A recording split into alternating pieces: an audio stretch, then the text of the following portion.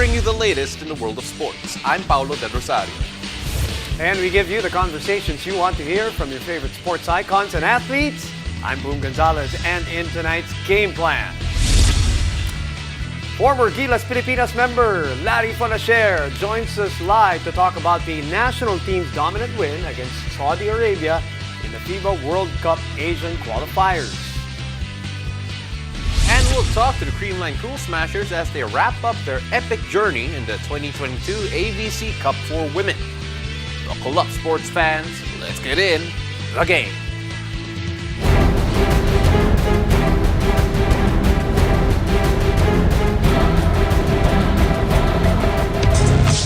The 2023 FIBA Basketball World Cup is still a year away, but the Gilas Pilipinas men's team has already given the home fans a lot to be excited about after a huge win versus Saudi Arabia. Gilas Pilipinas steamrolls the Kingdom of Saudi Arabia 84-46 after a relatively slow start to take home a dominating victory. Joining us tonight is a former Gilas Pilipinas team member turned a FIBA World Cup Philippines ambassador. So how do we address? The honorable Larry Fonacher, who knows all about playing for flag and country. Larry, thank you very much for joining the show. Welcome to the game. Thank you, Pao. Thank you, Boom. Excited to be here again. Hindi ko na pwede tawagin si Larry na partner. Parang disrespectful na no? Kailangan honorable Dapat nga yung card dyan niya sa ilalim yung on period, Larry Fonacher. Ito muna. Thoughts on the game last night. A slow start for Gilas Pilipinas but eventually got the job done.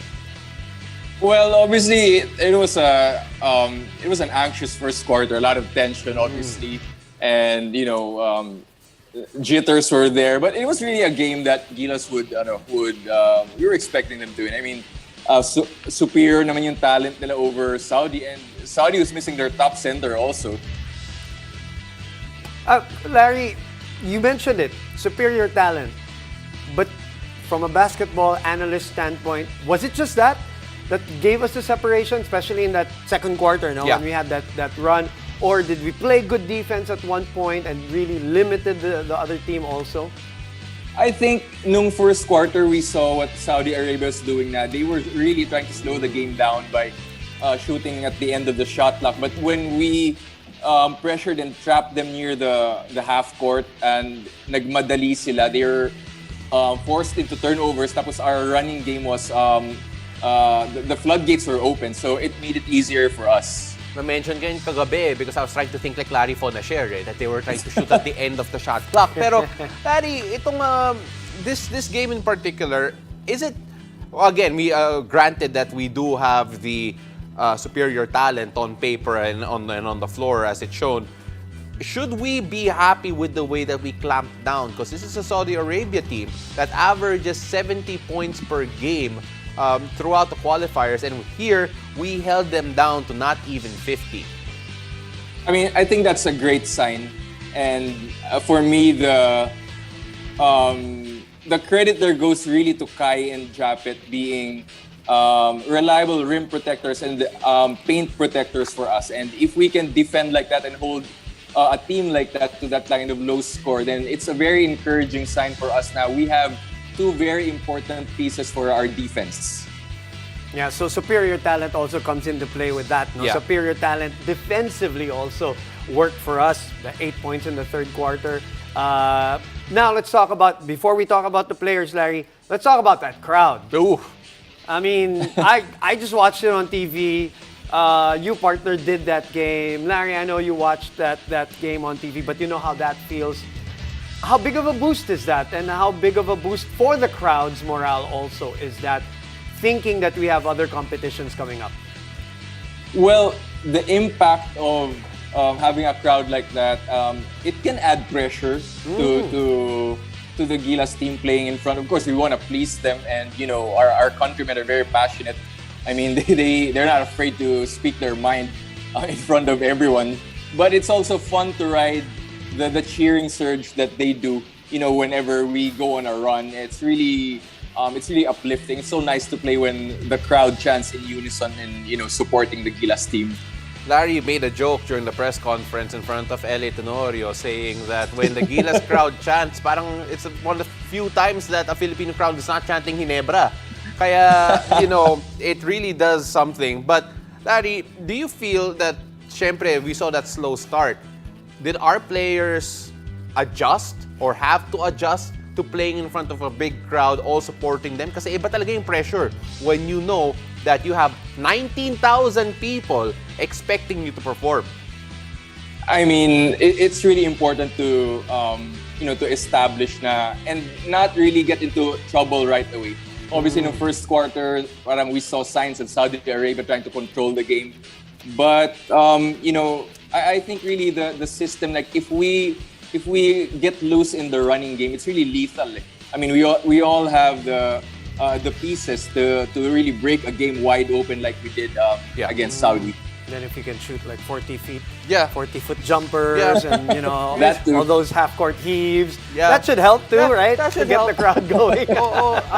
Pero Larry, this win was such a big morale boost to Philippine basketball. I don't know if you agree with me on that one. Pero what do you think this means for the program? Kasi syempre, even after the game, Coach Chot Reyes says that this lineup plus a few tweaks probably would be the lineup we see in 2023. I agree with that, especially, of course, Clarkson, Kai, and Dwight Ramos. They should be a lock.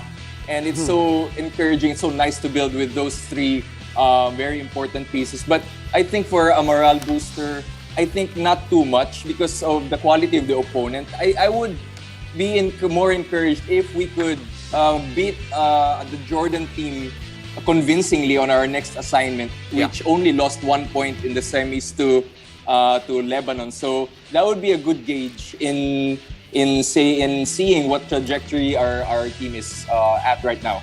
All right. Okay, Ambassador, don't go anywhere, huh? Our Gilas conversation continues here on the show because when we return, we'll shine a spotlight on Jordan Clarkson's home debut for the Philippines, as well as what's next for Gilas Pilipinas. Stay tuned. You're watching The Game.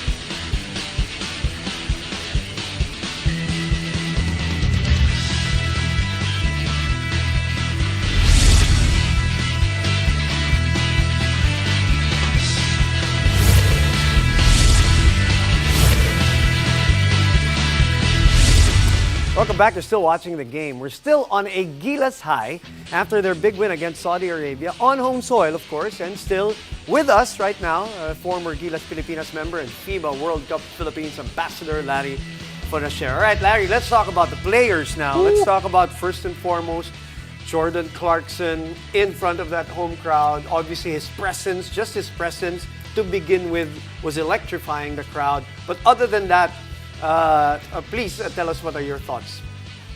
I mean, how nice it is, how exciting to have our own NBA sixth man, Agimat. Di ba? Yeah. I mean, he's a matchup nightmare for any country. He unloads the pressure of the other guys. He's a walking bucket. He boosts everyone's confidence. And, the defenses gravitate to him. And you know what? Pagkakampi mo siya, parang you're just gonna have to be ready to catch and shoot because he will almost always find you for an open shot. I'd be willing to just screen. Yeah. Huwag mo na pasahan. Yeah, just But that's just me. just give it. Let's watch him work. Pero of course, I was really curious, Larry, because this is the first, rather the second NBA caliber player that we've had, Gilas Pilipinas had since Andre Blatch, and I was wondering whether or not you feel that sometimes it's a factor of being overawed by your teammate. Kasi syempre, this is one of the guys playing in the league that everyone dreams of playing. Definitely. I mean, it's almost like you just want to step away and watch him make his own show. But for his teammates, it should add to their confidence that we don't have to really do too much. We just have to be elite at our roles, and we know what this guy can do to spark us and to finish the game for us. Yeah, that would definitely be me if I was a teammate. But I am not his teammate. There were a lot of other great teammates who didn't seem to be swallowed by the moment or the fact that he was a teammate. Kai Soto, let's talk about him. What are your thoughts on him? Which departments or facets of the game that you thought he grew, and how did he play, not only with Jordan Clarkson, but the rest of the guys? I mean, I'm impressed with Kai. 16 points, 13 rebounds versus a tall, athletic Saudi Arabia team.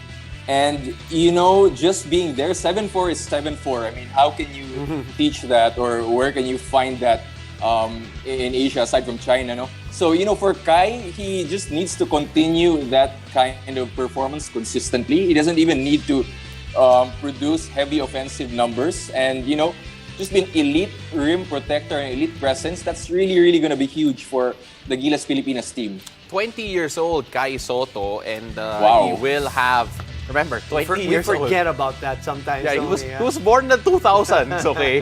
But Scary. when you look at Kai Soto and his development, kasi syempre, we're going to see him go back to the NBL. He's going to actually play against 2 NBA teams in the preseason. And there's going to be a lot of eyes on his development right now. What do you think is the one thing, if you were to identify one, that he needs to work on the most to be able to not just survive but thrive in the international game? I guess still mobility and, maybe a little more weight. I mean, nung Lebanon game, he was playing against 2 slow bigs, but we were really stronger than him and he got bumped around. But, for him, I mean, it's just really difficult to score against him. And, he's young, he's 20 years old. Once he matures and gets more experience in the international level, I'm sure he's going to be a nightmare also for other teams when he figures out how to use his length better and when his offense improves. I mean, the sky is stratospheric for Kai Soto. Yeah, there might not be a ceiling, right? That's Might what not we be. want. That's what we want. Okay, let's talk about the other players. Let's talk about Dwight Ramos. Pretty good game. Couple of games from him already. Mr. Smooth, but nothing smooth about that dunk. That was ferocious. He baptized someone. But overall, what has impressed you about Dwight? Just how he can match up comfortably, and he looks so unfazed. Yeah. Matching up against other international veterans. It seems like he's so comfortable at this level, and he's embraced the role of being, one of the top wings for Gilas. I mean, he's got a complete package, offense and defense, and yan yung mga kailangan nating mga type of players, mga big, tall guards, athletic na, who can match up size per size sa ibang teams. So, he's the prototype of the kind of wing that the Philippines dreams of having. You know, Larry, he reminds me of you, and Oh? don't laugh at that when I say that he seems like an unbothered player. Oh, that's not true, man. I know you were going to say that, but I wanted to say it anyway. He seems like unbothered. Well, maybe you are, but you always projected the unbothered look, though. But that's what I'm saying. That's just me. You guys seem to be unbothered unfazed by the crowd. You said it yourself, by the opponent, by the moment, and I think that's why he's also great for Gilas. Yeah, and Larry, he's only 23 years old. I want to remind people Wow. that he's still a baby in basketball terms. An unbothered 23-year-old. 23-year-old baby who is also a Baptist and his nickname is the Saint. But Larry, when you look at a guy like Dwight Ramos, you mentioned he's a prototype. You mentioned that he's someone that we all want on our team in the future. And you look at what he's doing, is he, at least right now, the second option? Because right now it's Jordan Clarkson who's really shining as the primary option. Do we look at him now Yeah. and see that he's the second guy to score for Gilas Pilipinas? Well, definitely Jordan Clarkson overshadows everyone. So siguro I wouldn't say he's the second option, but he's an elite option beside Clarkson and Kaina. Obviously, if Jordan sits down, it's gonna go in his hands primarily. But for him to have at 23 years old, ganyan na yung role niya sa Gilas. Yeah. I mean, isa pa siya na, walang limit yung upside. Well, that's going to be interesting to see kung ano yung magiging development niya. And you mentioned it very well. Still be playing in Japan, so we're going to see. It's nice because every time we get to see him, suddenly there's a big jump of an improvement. And let's see what happens when he comes back next time around. Larry, thank you very much. Ambassador, it's always a pleasure having you, and we can't wait to see you again soon. And sell us one of those pairs behind you. Supply us a pair of shoes from your Size collection. 12. Thank you, Larry. Alright, thank you, Larry. Thank you, Boom. Thank you, Pao. See you again. More on the future of Gilas Pilipinas, of the Gilas Pilipinas program rather. The Samahang Basketball ng Pilipinas congratulates the national squad after their big win over Saudi Arabia. In a statement, the SBP says, and I quote, "Credit to the players for their teamwork and selfless play. Credit to the entire coaching staff for their strategic adjustments in preparation for this game. And credit to all our hardworking partners at the SBP who have given their full support to the program, to the team." This is just the beginning. We still have a year to go. The team is committed to continue training and improving as our country hosts the 2023 FIBA Basketball World Cup Championship. To our basketball fans, maraming salamat sa puso at tiwala. Patuloy natin suportahan ang national team para lalo silang makapagpakitang gilas. End of quote. After the break, we'll find out how the Creamline Cool Smashers helped the country get its best finish yet in the 2022 ABC Cup. Stay tuned. You're watching The Game.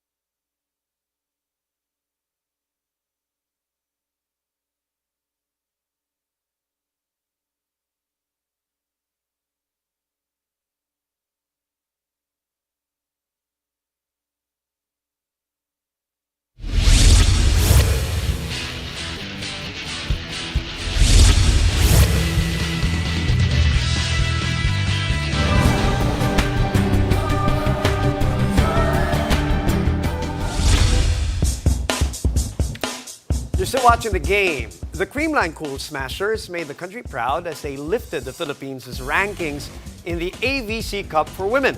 And joining us now is a member of the Creamline Cool Smashers Team Philippines, Michelle Gumabao. MG is with us. Hello, Mitch. Hi guys! Hi Boom! Good Hi evening. Paolo! Good evening! Namaos yung lalamunan ko. I was right behind your bench yesterday, shouting your name, shouting Gia's name, shouting Sherwin's name, and all of that. Congratulations, not just for yesterday, but the whole experience. We'll get to you in a bit. First, tell us about that whole AVC experience. How was that for you? It was actually super quick, Boom. As quick as it started, it was the same how it ended. So it was just really fun for us. Nakakatuwa because the team was really just up for the challenge. And nung una, I must admit, sobrang kinakabahan talaga kami knowing that we're going to be playing without Eliza, without Sotto. But everybody worked hard, everybody prepared, and everybody adjusted. So we're very happy talaga of how we finished and the results. And hopefully, we can work better for the upcoming Grand Prix. Michelle, I want to literally direct quote your IG post. It's been a year since I played a whole game as part of the starting six. Who knew it would be here at the AVC? Wala lang. Redeserve yeah. lang yung sarili for international competition. Yeah. That's what we need for her And to play. Paolo, who knew it would be that hard again? And of Sobrang course, nakakapagod. oo, grabe talaga. And, first of all, how did you prepare for that mentally speaking? Kasi you mentioned it a while ago. Key players were missing and then all of a sudden, thrust into the fire and the performance you gave and, of course, the rest of your teammates just gave us so much pride. It was easier to adjust because you know the people surrounding you. So there was familiarity. We were already gelled as a team. So when we finally had the confirmation that hindi siya makakasali sa ABC, we really had to adjust our lineup. So Tots had to play outside, I had to play opposite. But there were times that Tots was switched to the opposite. Tapos Rose Vargas would come in to play her outside. So medyo nag-jumble talaga kami ng rotation, and we have to also credit our coaches for that because we did everything up until the end. So kulang na lang talaga kami ng tao because, when it's an international competition, you see other coaches, hindi nila nilalaro lahat ng players nila because sanay na sila na everyday yung game. Alam na nila kung paano nila i-shuffle, alam nila kung paano bibigyan ng playing time at kung kailan hindi bibigyan ng playing time. So yun yung wala kami, kaya pagdating talaga sa dulo, sobrang hirap. So it's a great learning experience, obviously, to see that from a team. I know you made a lot of adjustments. The whole team did. You did. But it's not strange for you to start. Let's put it that way. So I wanted, diba? And I wanted to ask you this. Going into the Australia match, you were already averaging 11.5 in the tournament, Michelle. You had a great end to the PVL Invitational also. You personally, I wanted to ask, were you also the back of your mind trying to prove something, not to anyone, but to yourself? Yeah. Also, with the kind of play that you were displaying for the country to see? Actually, there was no intention naman of having something to prove. It was more of, I was just really happy to get the playing time again. And sabi ko, I want to make the most out of it. For myself, for the moments that I've missed playing. And sabi ko, this is the best opportunity talaga. This opportunity doesn't come to everyone and it only comes once in a lifetime. So sabi ko, I just want to make the most out of it. I really didn't know that I would average such numbers or that I would have that kind of output, especially in an international competition. So just really happy. Sabi nga, I mentioned this in one of the interviews, what we lack in preparation. We will make up for in passion. So, kitang-kita naman. Dinala kami ng passion all at the end. Oo naman, of course. And just so you know, Michelle, the post I mentioned a while ago, kaka-like ko lang. Okay, there you go. Thank you. And of course, you mentioned it a while ago, yung ASEAN Grand Prix. And I feel that the confidence level of this group going into that type of tournament now just raised yung expectations for yourselves, within yourselves. How do you feel about going into this one, knowing that most likely a healthier group going into that tournament?